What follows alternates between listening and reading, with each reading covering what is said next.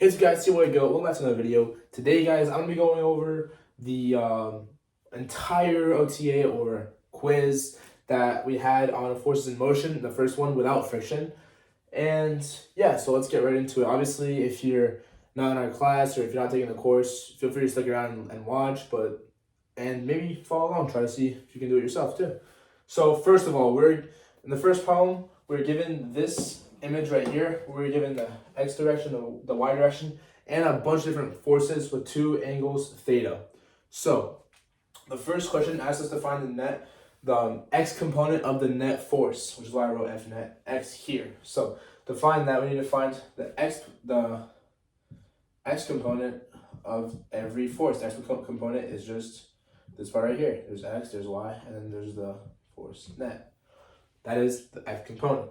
So in order to find that, we're going to use our angle theta right here. And first of all, the x component for all of the forces combined is going to be the forces going to the right minus the forces going to the left, or vice versa. The forces going to the left minus forces going to the right, depends on the direction. So in this case, we'll do forces going to the right minus forces going to the left. So we have F3, the x component of F3 is just F3 because there is no y component because it's just a horizontal force. So we have, first of all, F3 plus F4. What is the x component of F4? It's going to be this, it's going in this direction. We have angle theta over here. So because of SOHCAHTOA, sine opposite over hypotenuse equals, we have sine opposite over hypotenuse, which is the same as hypotenuse sine equals opposite. So this opposite value right here is just going to be sine theta times the hypotenuse. So sine theta times F4. F sub 4, sorry.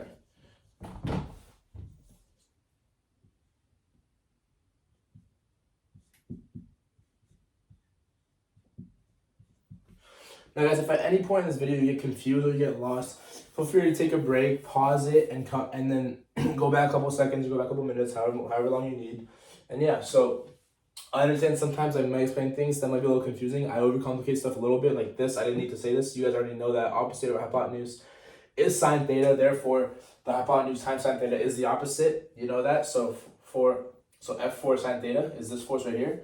F2, does it have a horizontal? Does it have an x component for the force? No, it does not. It's going straight up, so it's not going in either direction. So plus 0. You don't have to add the 0. I just added there for visual purposes. It's plus 0 right there. And then in the end, we have a force of F1. So we subtract this one because it's going the other way. F1 minus, this time it's going to be the x component. So F1 cosine theta. And that is the answer to number 1, part A, right there. Next up, number 1, part B, right here. So, all right. The y component. So now the y component. Let's start off again. We'll start off this way. We're just going way back. So for force number 3, it has no y component. So we're just gonna start off with 0. Force number 4. Force number 4. We know this angle theta. So it's going to be the y component of force number 4. So F4y, which is just going to be cosine theta times F sub 4. So F sub 4 cosine theta plus, since they're all going upwards, they're all going to be added to each other because there's not an opposite direction. So that's that. Plus F2. F2 is going straight up as it is, so the y component is just F2, so plus F2. Then plus the y component of F1, y component of F1 is opposite, so it's F1 sine theta. F1 sine theta plus F1 sine theta, guys. And that is, obviously you can just cross the zeros out. That right there, guys, is the answer to part B of the question. Let me just double check that to be sure. Let's see here. F1 sine, F2, F4 cos, yes. F3, F4 sine. Yes, just, okay, that is the answer. Cool, just make sure. And now, number C. What is the magnitude of the force acting upon it? So that means that basically that's just like essentially like, let's take all these forces combined, and then where this is the magnitude. That's just magnitude. You could like, that's obviously the magnitude. Anyways, so yeah, that is the magnitude of the net force, because just visually it's just where all the forces are gonna end up bringing that block. Like in the end, that's where the block's gonna move. If that makes sense. I apologize if it doesn't. But so we know that this is the x component. This is the x component of the net force. That right there is the y component. We found both of those. So now x component, y component. What is the hypotenuse? We're given x and y. In this case, we can just use the Pythagorean theorem. So here it's just x squared plus y squared equals c squared. Therefore, c equals, write that in a little bigger. Therefore, c equals square root of x squared plus y squared. Therefore, we can plug our x and y in here. So, therefore, c equals the square root of here f sub 3 plus f sub 4 sine theta minus f sub 1 cosine theta all squared plus this value up here, f4 cosine theta plus f2 plus f1 sine theta all squared. And you don't have to like do that out. You can just leave it like that, and that is our final answer for the net. You don't have to write C, obviously. That's just the answer right here. Voila.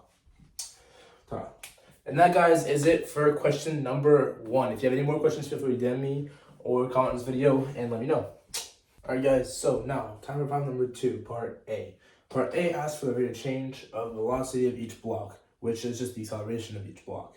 So starting off with block 4M, we have the force added to just force F plus 4 mg sine theta, because the force of gravity with the incline is mg sine theta. 4m is the mass, so 4 mg sine theta. So the force of block 4 is 4 plus 4 mg sine theta minus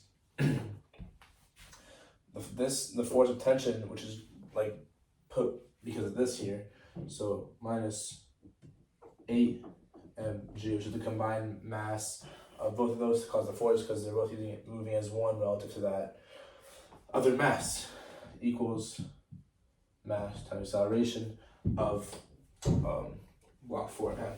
I'll move these down a little bit more. So now we can factor out 4 mg, so F plus 4 mg times sine theta minus 2 equals ma. Therefore,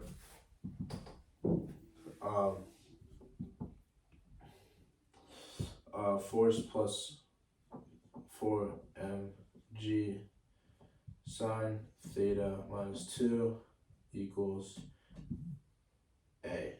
That's all over m. Now, I believe that is the right answer for number 4 for 4m. Now for 5m, right here. Let's separate that real quick. 5m, I believe, is just going to be, agent velocity is going to be accelerating downwards minus that. So it's going to be 8mg, because it's still getting pulled on by the 3 as well. So So yeah, 8mg minus that up there,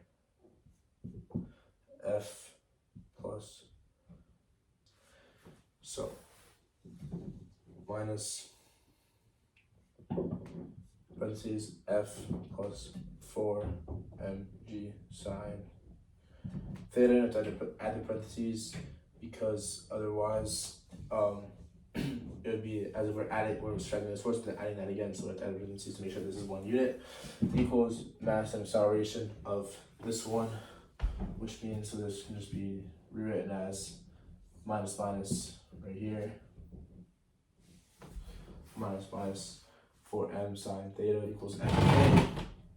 Therefore, A equals 4mg times 2 minus sine theta this time, minus f right here. Yes, and that is the acceleration for, therefore, block 5M right here. So that is for block 5M. Now, sorry for the dance break. Now for block 3M. So we know that the forces acting on 3M are going to be 3mg plus 5mg, because it's acting with it, it's bringing it down as well. So 5mg, which is just 8mg total, but that's just one way to visualize it. So like you remember in your head, they're separate objects, not one object that's 8mg, they're separate objects still. So 5mg plus 3mg plus 5mg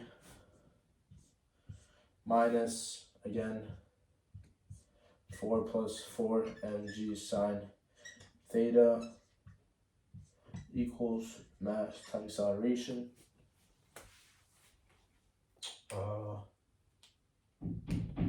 Actually, what did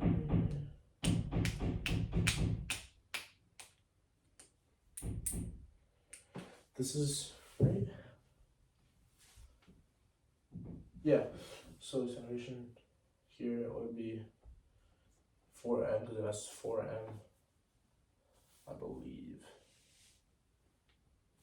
Yeah, in this case, 5m. In this case, this is 3m. So, somebody correct me if I'm wrong, but I believe that these equations are right.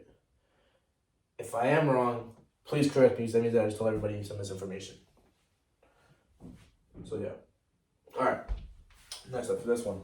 So that's again, combine these 8mg, so 4mg times minus plus minus together parentheses 4mg times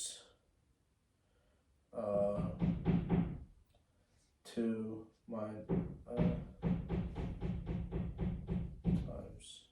times 2 minus sine theta minus sine here minus f equals a all over 3m, which makes sense to have different accelerations. Yeah. All right. Oh, good. All right. And that is the acceleration, guys, of each block individually. So that is the answer to part 2A.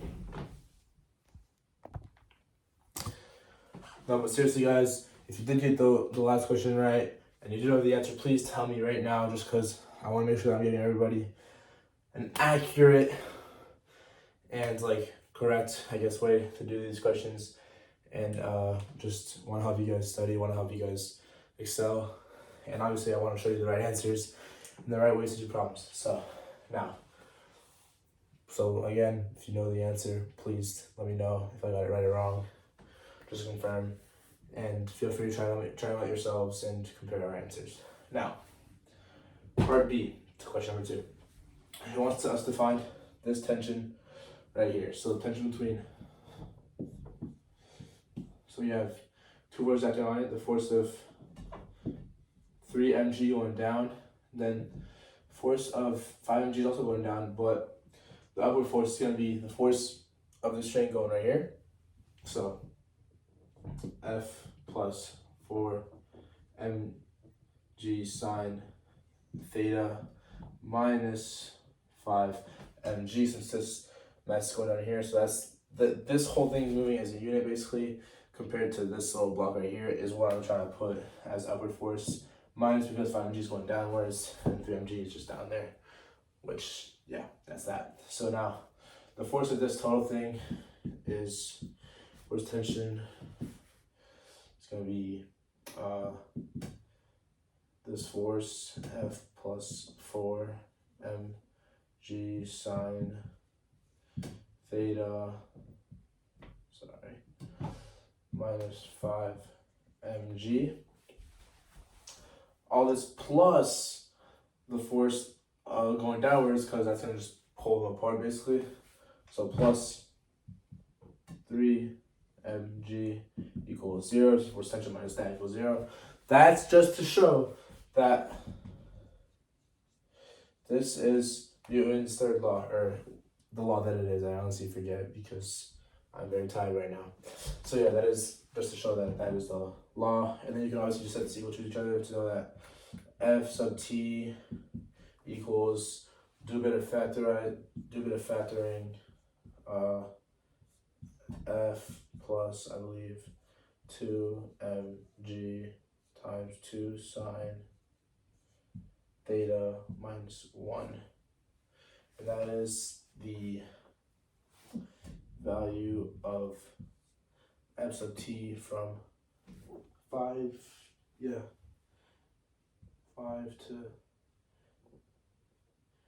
3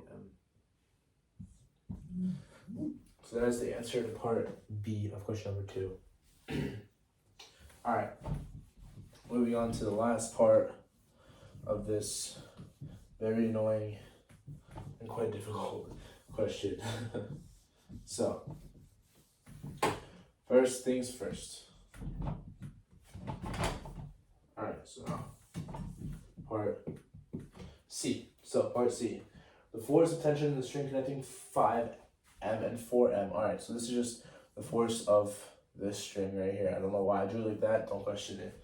So, F sub t is going to be tension going downward, which is 8 mg.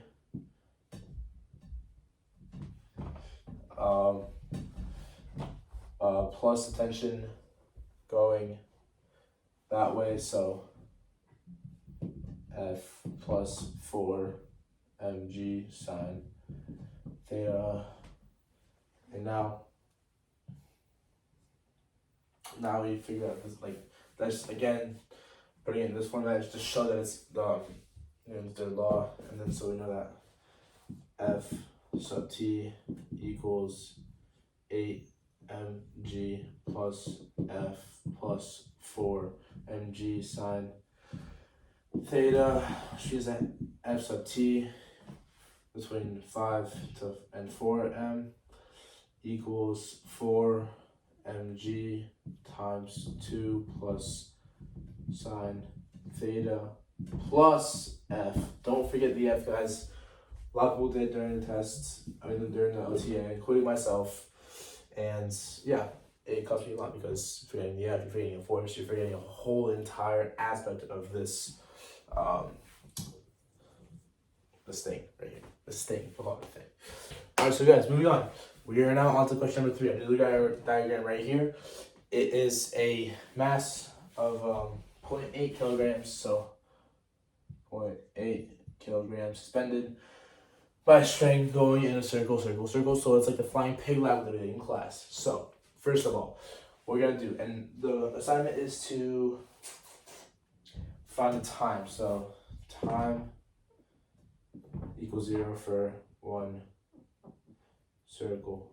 So one circle, straddling one circle, is gonna be just equal to going one time on the circumference, and circumference is 2 pi r which in this case equals to 1.2 pi meters, because it's just 2 pi r. Yeah, that stuff. So now using this equation right here, delta x equals v naught t plus 1 half at squared. No, there is no acceleration for the horizontal component of the velocity, or yeah, there's no acceleration like horizontally, if that makes sense. So this is just 0. Therefore, we're left with delta x equals v naught t. We have delta x that is 1.2 pi meters. I won't label it just because I don't want to get it confused with m. So it's just 2 pi r like distance. And yeah, so now we have to find the velocity. So velocity, we can find it by doing, we can't find it manually, so we know that velocity is equal to, we know that centripetal acceleration is equal to velocity squared over r. Therefore, velocity equals to square root of a sub c times r. We know the value of r, so velocity equals to like that, so a sub c. We'll do that later. So we're given velocity is equal to square root of a sub c times r. So velocity equals square root of a sub c times r. Now, all right, what do we do next? So we know that the force of G is going to be 9.8 meters per second squared. Therefore, I believe, yeah, that's going to be the vertical component of, so therefore, the force of tension vertical, so y, is going to be 9.8 meters per second squared times, because it's MA, times the mass, which is 0.80 kilograms. Don't forget the mass, guys. Please do not forget the masses. Now, trying to find the centripetal acceleration.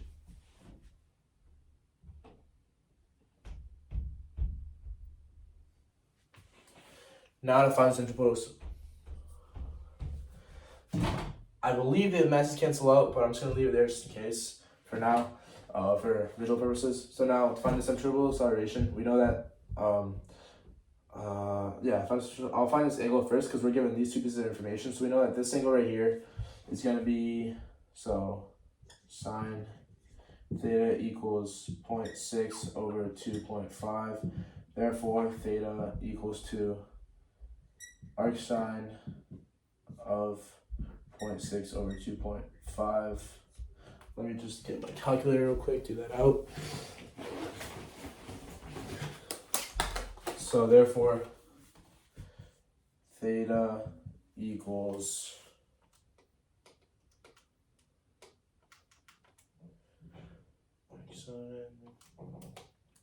that, which is 13.8865436 some values degrees. That is the angle of that. We know this value is 9.8 times 0.8 kilograms, so the force tension of y. So find the force tension of x equals how do you do this again? Tangent. So we know that tangent theta equals opposite over adjacent. Therefore, it's going to be, adjacent tan theta. Therefore, it's going to be FTY tan theta. We have the value of FTY, we have the value of theta, we just plug this in. So to find horizontal force tension is just going to be FTY, so this value times tangent of that angle. So tangent that angle is 0.247, then 9.8 second squared times 0.8 kilograms times 0.247.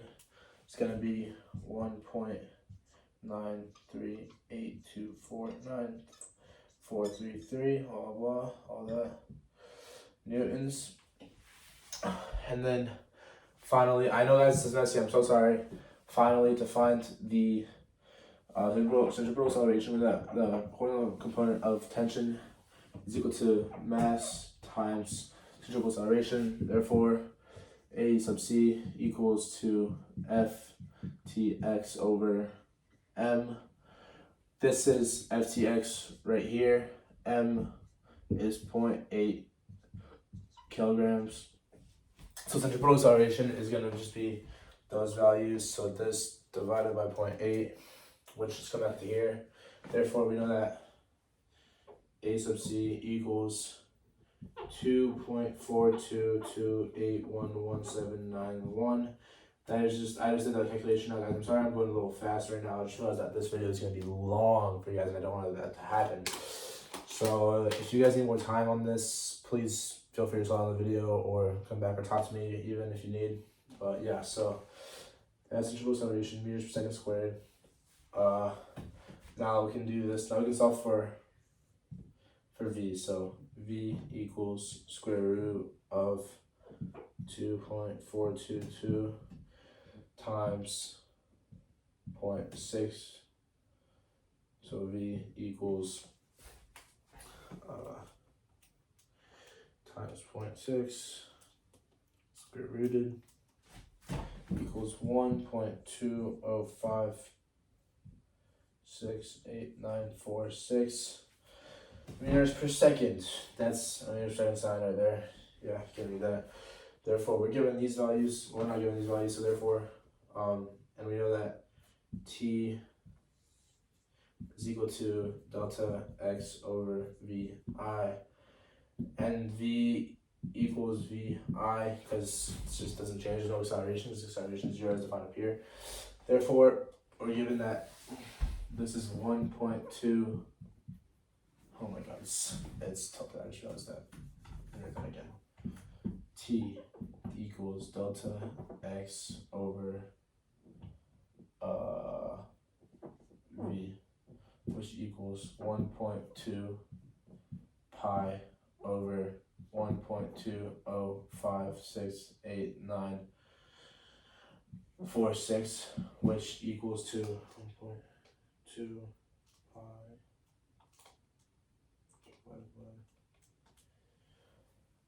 3.126767969, which is about 3.13 seconds.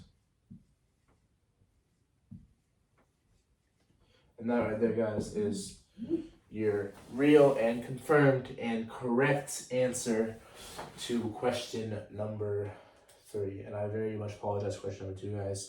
It is, in my opinion, very much more I feel like the teacher is definitely, in my opinion, guys, it's definitely a more complicated question than it was made out to be in the exam, and I'm very sorry that I cannot provide a full answer for you right now. I will try to get a full answer tomorrow just to confirm, but yes, as of now, that's all I know. So guys, thank you so much for watching, and yeah, I hope you guys come back for more. Well, actually, I hope you guys don't come back for more.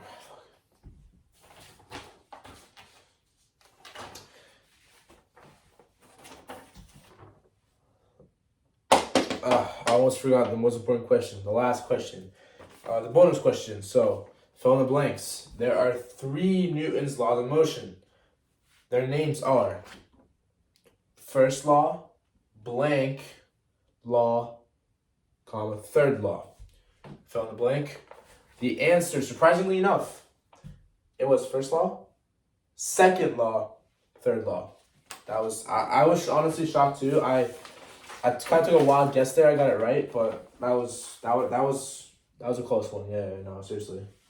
Anyways, hope you guys have a fantastic night and day, and let me know if there's any questions you have. I will be live streaming tomorrow after school, almost all night, just studying for this test, the upcoming test with friction in it. So feel free to tune into the stream at any moment, and I can answer any questions, and I'll just be reviewing those. I can do them out if you guys would like to, just so that you guys can see what I'm doing as well. And yeah, hope you guys have a fantastic night, and I'll see you guys in the next one. Peace.